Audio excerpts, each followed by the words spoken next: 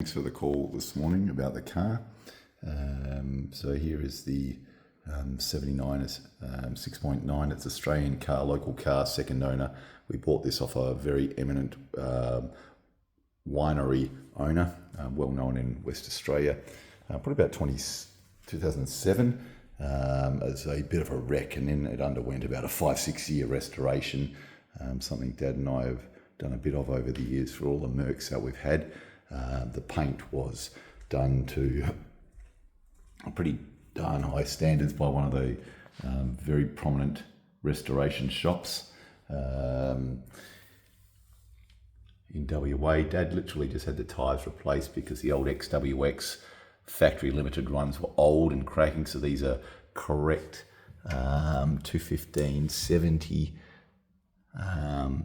R14s. They should be VR14s, but you can't get the V-rated tyres. So everything on the car is slicked down to the chin spoiler.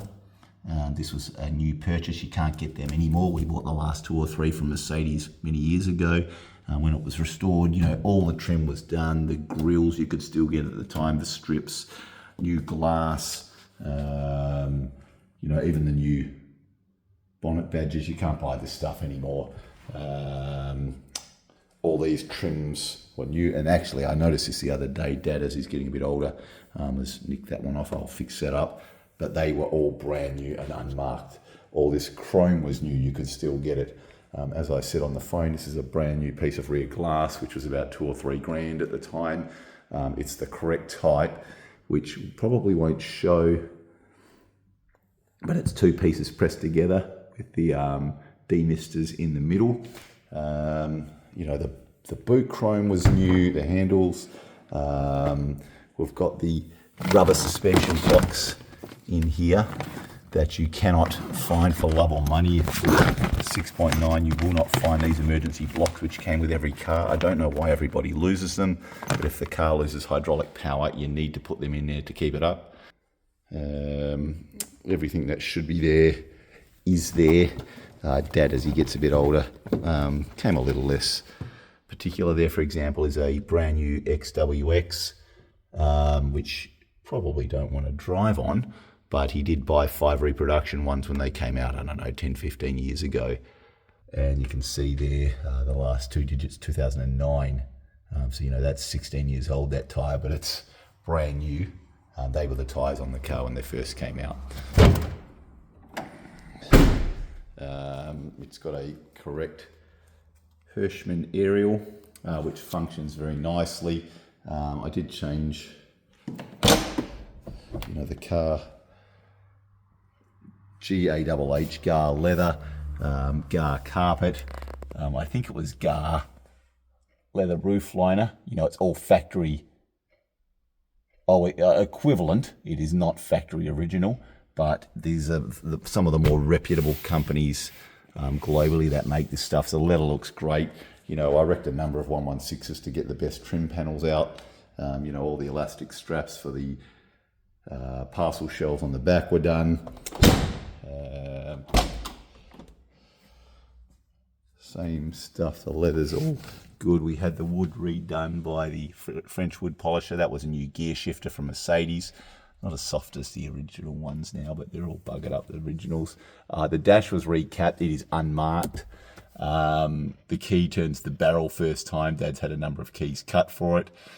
Being an Australian car, it has all the options, including the fanfare thing, so you can honk high and low.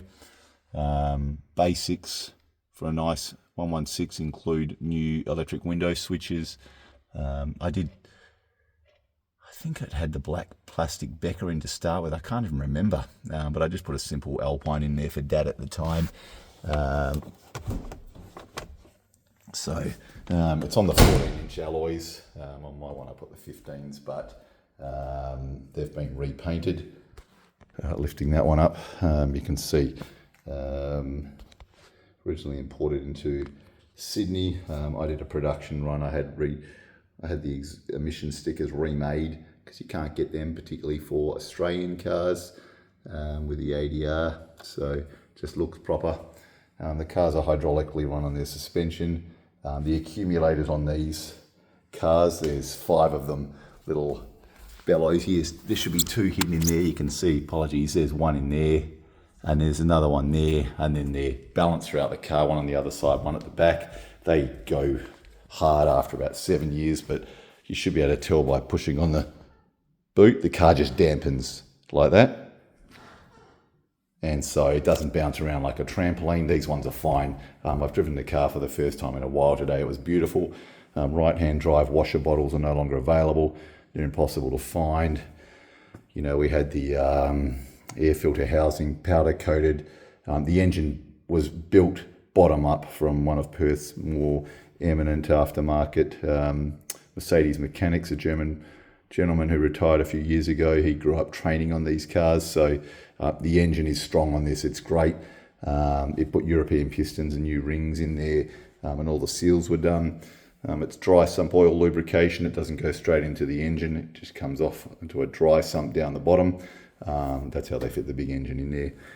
Even the bonnet insulation is in great shape. You know, there's no tear or it's not disintegrating. Dad did have, when the car was painted, the engine bay was painted black. The order he did things was a bit different, so the engine had already been rebuilt and installed, and there's no way you can paint silver around this thing, so the engine bay's being painted black. There is our Australian compliance plate in there, HBF pump for the suspension, but otherwise the aircon runs nicely. Everything on this car, when I drove it today, was very nice. The sunroof works well. This is not a car to leave outside. Dad did do all the seals on this car. Getting that in was a real task at the time. I recall doing that, but I would hate to see this car left outside, because any of these 70s cars, no matter how good, is still suspect of getting rust in the future. There is no rust on this car that I'm aware of.